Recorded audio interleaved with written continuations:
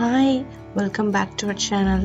இன்னைக்கு எந்த சீசனாக இருந்தாலும் எல்லாருடைய ஆல் டைம் ஃபேவரட்டான ஐஸ்கிரீம் ரெசிபி தான் பார்க்க போகிறோம். அதுவும் சாக்லேட் ஐஸ்கிரீம் 3 இன்க்ரீடியன்ட் வச்சு எப்படி பண்ணலாம் அப்படின்னு பார்க்கலாம்.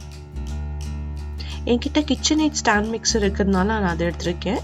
நீங்கள் உங்ககிட்ட இது இல்லை அப்படின்னா நீங்கள் ஹேண்ட் மிக்சர் கூட எடுத்துக்கலாம். ஃபர்ஸ்ட் ஒரு மிக்சிங் பவுல் எடுத்துக்கோங்க. அதில் 2 cups heavy whipping cream add பண்ணிக்கோங்க.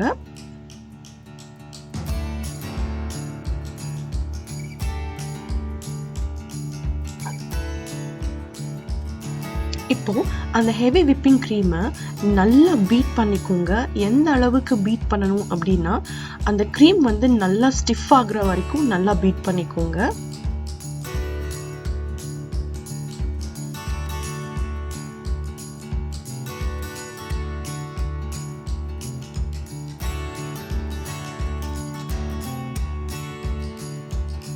ஸோ பர்ஃபெக்டாக இந்த கன்சிஸ்டன்சி வரைக்கும் கரெக்டாக பீட் பண்ணி எடுத்துக்கோங்க. அப்புறமா 1/2 can sweetened condensed milk add பண்ணிக்கோங்க.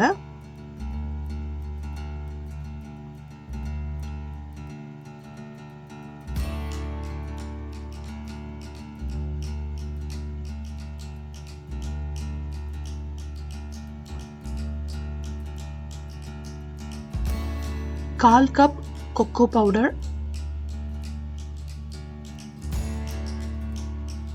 ஸோ இது எல்லாத்தையும் ஆட் பண்ணிட்டு மறுபடியும் இது எல்லாம் நல்லா மிக்ஸ் ஆகுற வரைக்கும் நல்லா பிளெண்ட் பண்ணிக்கோங்க.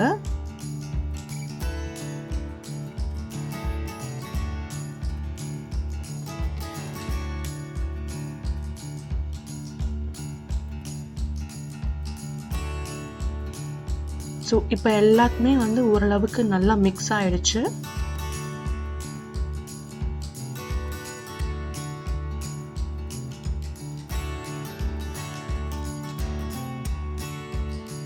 இப்போ ஒரு ஸ்பேச்சுலா எடுத்து இந்த மிக்சரை ஒரு 2 minutes இந்த மாதிரி நல்லா ஃபோல்ட் பண்ணிக்கோங்க.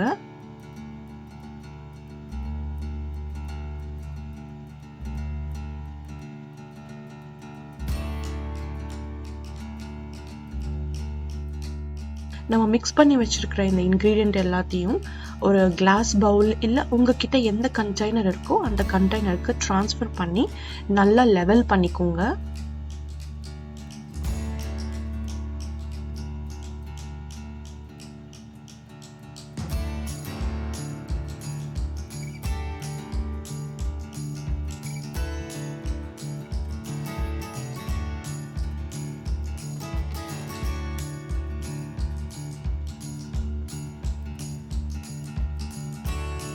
இப்போ அந்த கண்டெய்னரை ஒரு அலுமினியம் ஃபாயில் இல்லை அந்த கண்டெய்னர் லிட் இருந்தாலும் அதை நல்லா சீல் பண்ணி அட்லீஸ்ட் மினிமம் ஒரு 6 hours நீங்கள் ஃப்ரீசரில் வைக்கணும்.